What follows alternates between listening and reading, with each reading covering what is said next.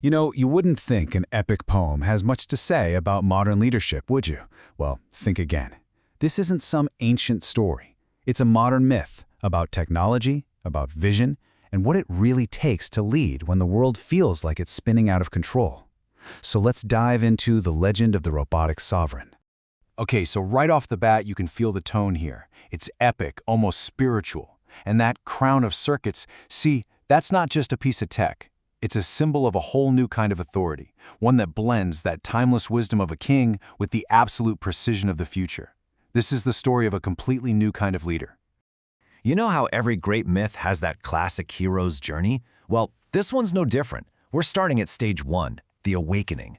In this incredible, glowing cyber city, our visionary hero gets the call to action.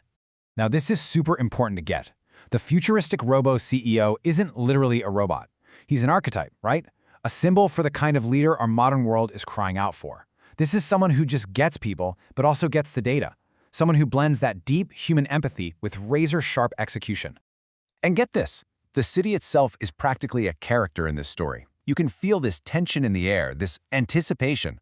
The whole system is just stuck, bogged down by its own complexity. The people, the teams, they're not just waiting for a new boss. They're desperate for a champion, someone who can finally cut through all the noise. All right, so our heroes answered the call. Now what? He's got to step into the arena where all the action happens. And for our robo-CEO, that special world is the boardroom arena, a place that's full of challenges, sure, but also incredible opportunity. I want you to really picture this scene. We're talking skyscrapers flashing the CEO's name, digital billboards lighting up the entire skyline. We're not talking about some stuffy, quiet office here. No way. The poem calls it a festival of progress for a reason. It's electric, it's high stakes, and innovation is the main event. And the second he walks in, bam, the whole vibe changes. This unstoppable flow they talk about, it's all about decisive action. It's that rare ability to take in a ton of information, see the one clear path forward, and just make the call without hesitation. It's a kind of leadership that's so clear and confident, everyone in the room just feels it. But you know the drill, right? A hero's not a hero until they've been tested. And this is where things get really interesting. Our leader now has to face a storm of problems designed to break even the strongest person. This is his trial by fire. And just look at what's being thrown at him. This isn't just one little problem, it's everything, all at once. You've got chaotic markets, fierce competitors, symbolized here as rival bots, internal systems that are totally broken, and of course, the constant pressure of deadlines. It's the perfect storm of modern business chaos. This slide just nails the central conflict, doesn't it? On one side, you have the world outside just spiraling into chaos. But on the other, you have the CEO's internal state, totally focused, totally fearless.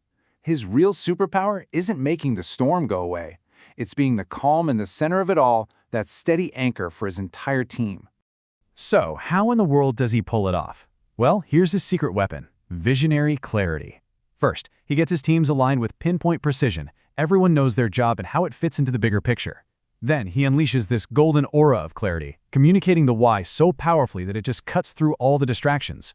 And finally, his strategies become this rallying cry, repeated over and over until they build an unstoppable momentum, just like victory drums.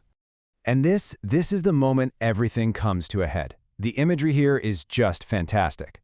The chaos is at its absolute peak. But here's the cool part. Those sparks aren't a bad thing. They're not a sign of failure, they're a sign of massive energy being harnessed, that visual of extreme pressure right before the big breakthrough. And then, the breakthrough. It finally happens. We've reached the last stage of the journey, the resolution. And this isn't just about winning one battle.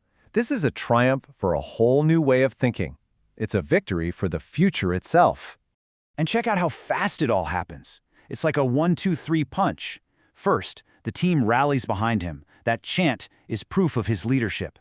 Next, the competition, those rival bots, they just collapse under his focused, precise strategy. And finally, the real enemy, chaos itself, is beaten. Not with brute force, but with pure brilliance. You can just feel the collective sigh of relief, right? The poem even compares the celebration to Holi, the festival of colors. This isn't some quiet pat on the back. This is raw human joy. It's that feeling when a team that was just completely underwater finally achieves the impossible together. Okay, pay attention to this line, because it is everything.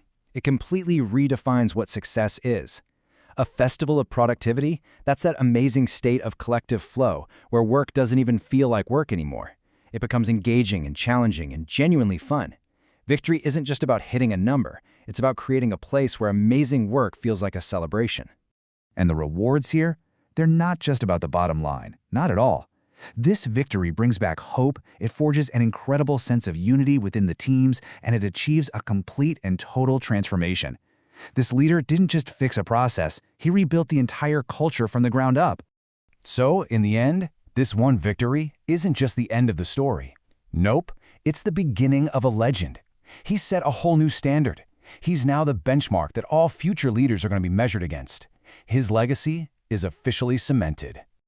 And that's what this whole myth really leaves us with. It's not just some cool story, it's a mirror.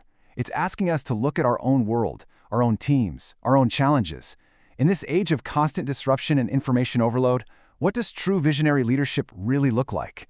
And maybe, more importantly, who's going to step up to be that champion of progress for us?